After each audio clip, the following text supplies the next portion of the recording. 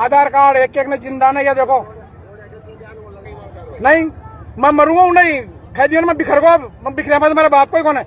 अब कलेक्टर साहब के सामने मरूंगा, वहीं बैठूंगा मैं धरने पे, और मैडम के सामने बैठूंगा लिस्ट को लेकर के, और मेरे बच्चों को ले जा रहा हूँ, बस्ती वालों को ले जा रहा हूँ मैं। अब देखू तो देखा प्रशासन ने सस्पेंड कराऊं, मुंह से फांसी पे लटकाऊं। नमस्कार साथियों, मैं रंजीत चौहान। बड़ी खबर आ रही है, ज्ञानेश कुमार के अधिकारी ने ही ज्ञानेश कुमार को फंसा दिया है। ज्ञानेश कुमार अब जेल जाने की तैयारी कर रहे हैं। साथियों, सुप्रीम कोर्ट में ज्ञानेश कुमार के खिलाफ बड़ा सबूत निकल कर आया है कि ज्ञानेश कुमार किस प्रकार से बीएलओ के जरिए मुसलमानों के वोट कटवाते हैं, दलितों के वोट कटवाते हैं। आज ज्ञानेश कुमार के अधिकारी ने ही फोन पर ज्ञानेश कुमार को समझा दिया, हड़का दिया है और कहा है कि हम डीएम ऑफिस में जाकर आत्महत्या करने जा रहे हैं। ज्ञानेश कुमार, तुम्हारे खिलाफ सबूत देकर हम आत्महत्या करने जा रहे हैं, क्योंकि मुझे मरना तो वैसे भी है, मुझे मरना वैसे भी है, चाहे मैं पहले मरूं या बाद मरूं, मुझे मरना, लेकिन मरने से पहले मैं ज्ञानेश कुमार तुम्हारे खिलाफ सबूत देकर डीएम ऑफिस में मरूंगा, खुद को आग लगाऊंगा, पूरे परिवार के साथ मैं अपने आप को आग लगा लूंगा। साथियों, बड़ी खबर निकल कर आई है। ज्ञानेश कुमार के अधिकारी ने आज चुनाव आयोग की पूरी पोल खोल दी कि चुनाव आयोग कैसे सभी राज्यों में चुनाव जीतता है, कैसे सभी राज्यों में बीएलओ के जरिए चुनाव जीतता है। लेकिन एक बीएलओ का जमीर जागा। अब पता होगा कि इस समय कई बीएलओ अपनी जान दे चुके हैं, लगभग 40 बीएलओ अपनी जान दे चुके हैं। राजस्थान में भी इस समय एसआईआर चल रहा है, 12 राज्यों में एसआईआर चल रहा है। राजस्थान से खबर निकल कर आई है, जहां एक बीएलओ ने ज्ञानेश कुमार को हड़का दिया है। ज्ञानेश कुमार के खिलाफ तमाम बड़े सबूत दे दिए हैं। चलिए मैं पूरी आपको वीडियो दिखाता हूं, पूरी रिकॉर्डिंग आपको सुनाता हूं कि कैसे ज्ञानेश कुमार के खिलाफ एक बीएलओ मैदान में उतर आया है। देखिए वीडियो।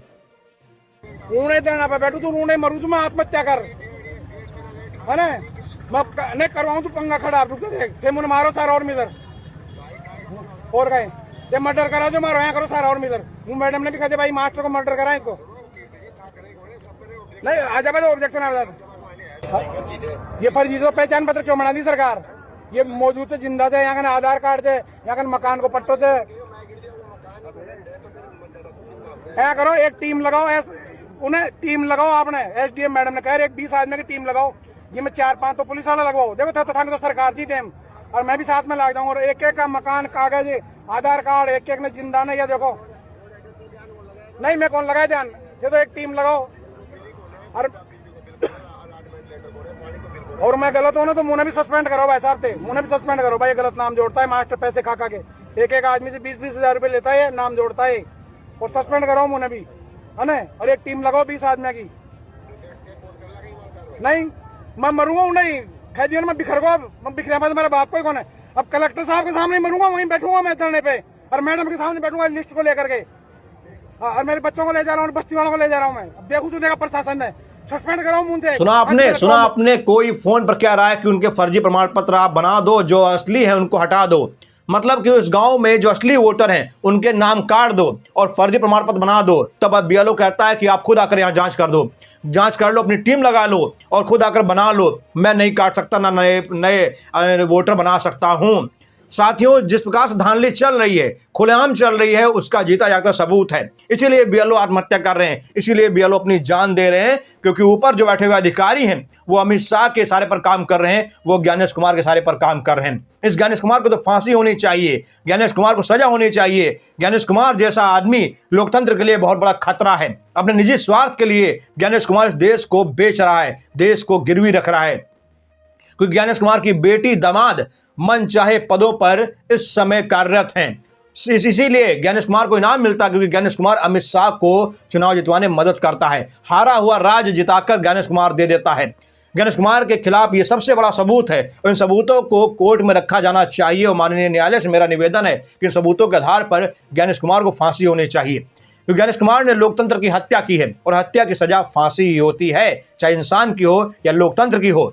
जिस देश को बनाने के लिए हमारे देश के जवानों ने अपनी कुर्बानी दी, उस देश को बेचा जा रहा है, उस देश का भट्ठा बिठाया जा रहा है। आज देखिए देश कहां से कहां पहुंच गया है, देश का स्तर कितना गिर गया है, देश आज निचले पायदान पहुंच गया है। सोचिए, ज्ञानेश कुमार ने देश का क्या से क्या बना दिया। ये वही देश है साहब जिसका डंका पूरी दुनिया में बजता था।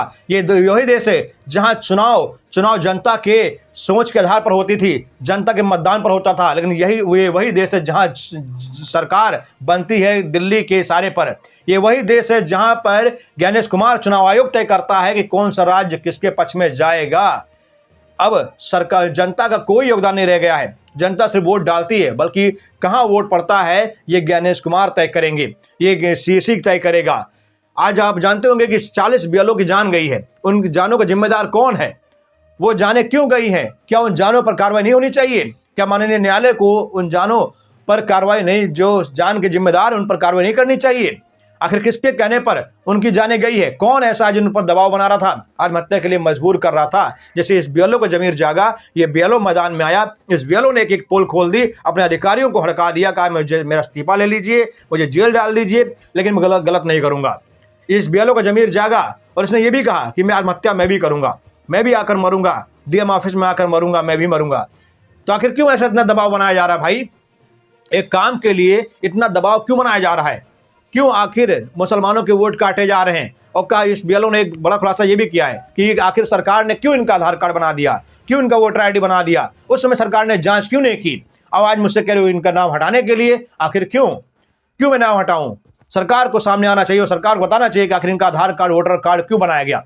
जब बना रहे थे उस समय क्या सो रहे थे अधिकारी? क्या उस समय भांग खाकर बैठे थे? बड़ा सवाल है दोस्तों कि आखिर इस देश में क्या होने वाला है, क्या नहीं होगा।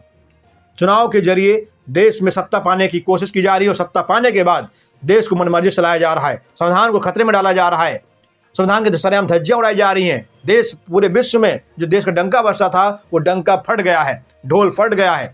अमेरिका उधर बैंड बजा रहा है, नेपाल उधर बैंड बजा रहा है, बांग्लादेश उधर बैंड बजा रहा है, पाकिस्तान, चीन मिलकर उधर हिंदुस्तान की स्थिति कर रहे हैं, सिर्फ इसलिए क्योंकि देश में एक कमजोर सरकार बन रही है। मजबूत सरकार नहीं, एक कमजोर सरकार बन रही है, जिसकी वजह से देश को नुकसान हो रहा है। जिस दिन मजबूत सरकार बनेगी उस दिन हिम्मत नहीं है ट्रंप की, उस दिन हिम्मत नहीं है नेपाल की, उस दिन हिम्मत नहीं है बांग्लादेश की, उस दिन हिम्मत नहीं है चीन की कि देश पर आंख उठा दे। जय हिंद, जय भारत।